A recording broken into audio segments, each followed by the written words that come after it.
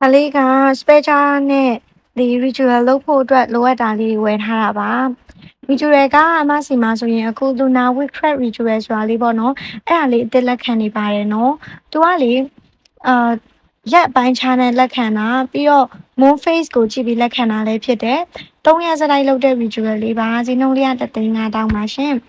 ပြီးတော့သူ့ရဲ့ effect က45ရက်လောက်ထိကိုတက်ရောက်တဲ့သဘောမှာရှိရယ်နော်အဲ့ဒီ ritual ကလေ candle ritual နဲ့မတူတာအဲ့ဒါပဲပြီးတော့သူ့မှာဆိုရင်အမကဒီ sigil ဆွဲထားတဲ့ wallpaper လေးအဲ့ဒီ wallpaper ကိုတီးတန့်နော်တီးတန့် wallpaper လေးလုပ်ပေးတယ်အဲ့ဒါကလည်း10ရက်ကနေ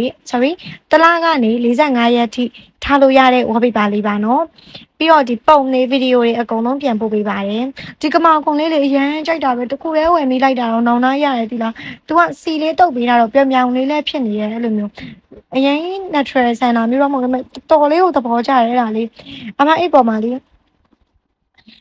နန့်တာခဲတွေထုံးမိတာမမဲကွက်လေးချင်သွားရယ်ကွယ်အဲ့ဒါလေးနှမျောတာအဲ့မှာပြီးတော့အိတ်ဘန်းလေးလည်းမာထားတာသူနည်းနည်းတော့ပါတယ်အမတို့နည်းနည်းဘယ်လိုပြောရအောင်လဲအရင်တန်တဲ့ထဲမှာတော့မပါဘူးသူကဒါပေမဲ့ဈေးကြီးရလို့လည်းပြောလို့တော့မရပါဘူးအလဲလက်လောက်ပေါ့အဲ့လိုမျိုး3ခုလုံးတော့ကြိုက်တယ်ဒီတူးစီမှာရတဲ့ပန်းလေးရလဲလေဒီနေ့စီပန်းလေးရလဲရဲတောက်ညာပဲတော်လေးလာတယ်သူကပန်းစီအောင်အရင်ဘတ်တော့သွားတယ်အဲ့လိုမျိုးအဲ့ဒါပိုလာပါတယ်အကြာကြီးပဲဒါတွေရောက်ဖို့တော်တော်စောင့်မရတယ်တလားကျော်လောက် special ဘူးဝင်နေရောဆိုတော့လေ